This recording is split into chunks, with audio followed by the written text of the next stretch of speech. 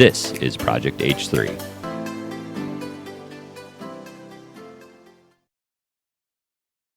Hi, everyone. As you're all aware, there are a lot of sources for information out there right now. Since the introduction of COVID-19, there are more and more unreliable sources popping up left and right, which have the ability to cause increased anxiety, mass confusion, and even cause you to question your own thoughts.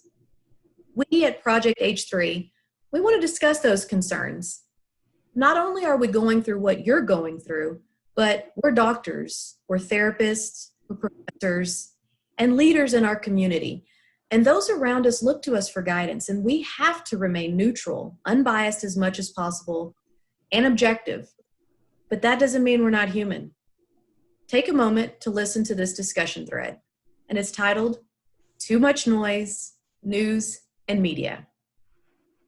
So for our first question, we want to answer, how do I sift through all of this information? What is reliable versus false? This pandemic is stressful enough. How do I go about doing this? Great question, Chisa. As you said, as professors, we do need to look at all of the information out there and be able to critically evaluate that. So I spend some time thinking about what I do when I'm looking at all the information, both personally and professionally, and came up with a little list of things that I do. First of all, I always consider the source of the news. Where is this coming from? Is this a professional source? Is it a blog, a personal opinion? Very important to identify that first of all. And then secondly, am I seeing this same theme or content in different sources of information? So am I seeing it on several news channels, or am I just seeing it in one place in a blog? And then third, I'm always thinking, was that story written in a way that elicits some strong emotion in me? Chances are, if it's eliciting a strong sense of emotion, it's being written with some sort of a purpose in mind to elicit action from us. And then the fourth thing I do is I'm always looking for factual evidence. What are the numbers? What's the data? What are the statistics? And if there is data and statistics supporting an article, you can typically find that in other places as well. The internet is a great source of information for that information. And then fifthly, does the story feel right to me? So does it align with everything else I'm hearing, or is this something really coming out of left field that makes no sense at all? If that's triggering my alarm bells, I want to go back and do a little more digging to find out, is this really true, or is it fake news? And then one additional thing that I like to do is really look at all sides of an issue.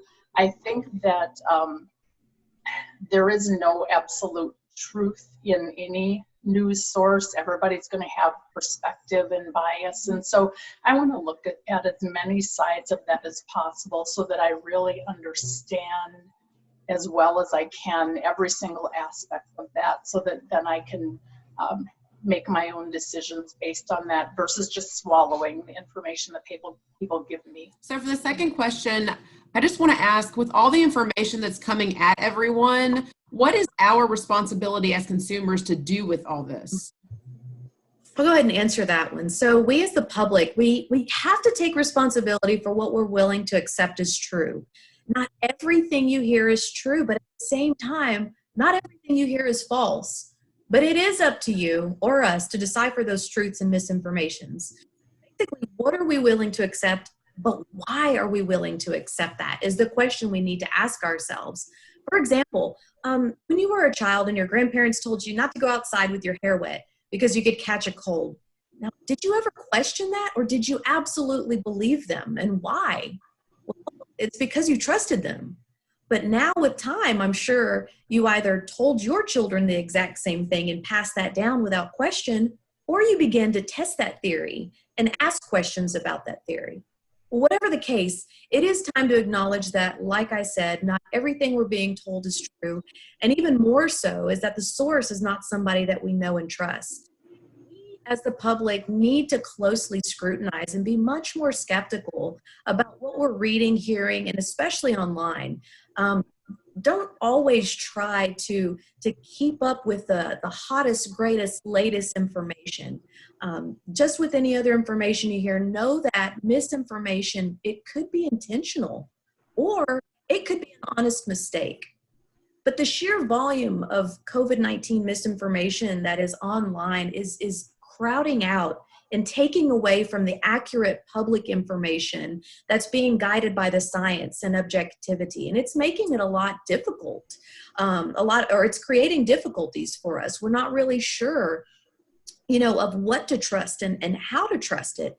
But I can tell you, as consumers of this information, just as we are consumers of services or products that we purchase and buy, we need to make sure that what we're taking in, what we're getting, what we're absorbing is true.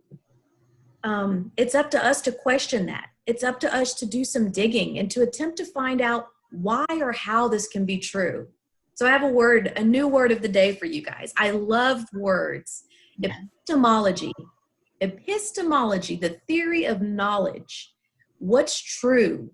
How do I investigate? What do I know to be true and why? What is knowledge versus opinion?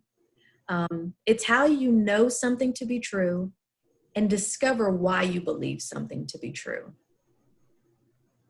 I think that's our responsibility as public consumers of all this information. Another question we at Project H3 came across that was important for us to discuss is, what do I do if I disagree with the information or with those around me? How do I handle those emotions? Well, first of all, I think it's important to acknowledge that because there's so much out there and we're all so heightened emotionally right now, like collectively as a country, it's okay if you're confused. It's okay if you get angry. It's okay if you're frustrated. Those are all very normal human emotions. But at the same time, realizing that we all tend to lean into things that fit our narrative, what we see as the truth based on our own life experiences, which are all unique and different. Mm-hmm. For me as a small business owner, for me as someone who has a family member currently in the hospital with COVID, my view and my opinions and my beliefs are going to be shaped by that somehow. And that is different for everyone. Some people are dealing with making insanely difficult decisions right now with their family-owned businesses or with whether or not to go back to work and having to take on new roles. So just understanding that we are allowed to disagree with each other. We are allowed to accept that we are going to have different beliefs, but accepting that we have different beliefs doesn't mean that we always agree on those beliefs. It just allows room for us to still be respectful to one another despite having differences. Thank you, Carol. For myself, just as an individual, when what I do is I tend to minimize the amount of media that I take in. I've noticed that prior to this COVID crisis that we have, we could see that different news organizations tended to lean in one direction or the other. And I felt personally that there was always sort of an agenda behind that. Mm-hmm. And I've kind of seen that come out as these news organizations have brought forward their perspectives on what COVID is and how we should have dealt with it, what we should have dealt with it, and how we should deal with it in the future. And nobody seems to agree.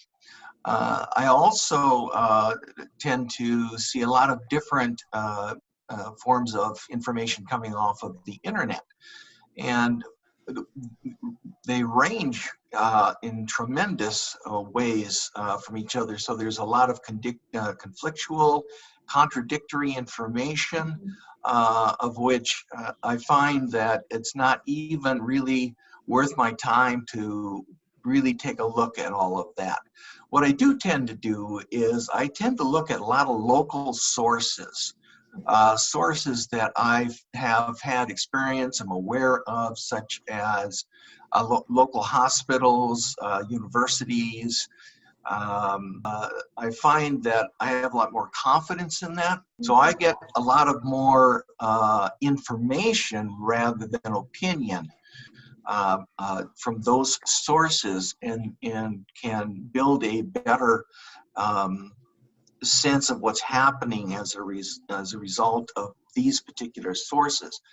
But what's been previously said too, I also buy into the idea that we are responsible as consumers to really take a look at what we're being told. I think that we have kind of sat back and just accepted what's being fed to us. And we have to be really very cautious with that. As adults, we need to be able to filter that. And how do we share that with our children? How do we share with our neighbors? And like has been spoken about, what if there is disagreement? Well, it's okay to disagree. But I think what isn't okay is that we develop antagonism, anger, bitterness, resentment, ways that divide us. We do need to come together, work together, and support each other, even if there may be varying degrees of differences of opinions. And I think by being aware of what maybe is behind this misinformation is really important for us to be thinking about.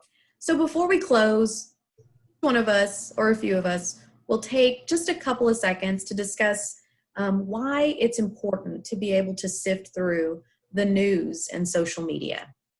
Brenda, we'll start with you. Thanks, Chisa. I think it's very important to have the skills to objectively analyze information that we hear every day on the news and in the media, because we draw conclusions from that information that cause us to take action. And if we're taking action based on false information, there are consequences to that. And so I think we really have that responsibility to make sure that we're very rational and intentional and planned in how we obtain, analyze, and act on information. Agreed. And my just a couple of sentences, I would really like to just remind the general public and everybody that our journalists that are reporting the news to us are journalists. They have English degrees. They have backgrounds in English. They do not have science backgrounds. And so they are being tasked with being able to submerge themselves within all the medical lingo and language, which is a very confusing language if you haven't been a scientist. And having a science background, I just want you guys to know that you need to make sure that the information that you are receiving is factual and objective. It would be nice that all the information we receive to be factual, but unfortunately it's subjective and not always objective. So just keep that in mind. Right, thank you, Chisa. For me, I tend to take an overview of what I'm hearing that can give me, I think, the best ways of kind of, as we've talked about, sift through all the information that we're being given, and through the use of critical thinking, take a look at that and do what we think is do what I think is necessary to be responsible for my family and for the neighbors around me. Perfect. So overall, guys, we just really want you to make sure that you do your due diligence in looking through the information, trying to figure out what's fact versus opinion, but also know that at the end of the day, we all have strong beliefs that play a role in this, and that it's okay to disagree with your neighbor, it's okay to disagree with your family, but we can also do that in a loving and kind way. We're all going through this craziness together, and we need to give each other a little bit of room for that. So I just encourage you guys today to take the time to really look through the information that you're getting. If you find that it's really anxiety provoking, take a break, take a few days off, and then just remember that it's okay to disagree with people and still be loving, kind, and respectful, because that's what we need most of all right now. Thank you guys so much, and hope this was helpful. Bye. Thanks, Kara. Thanks. Thank you very much. This is Project H3.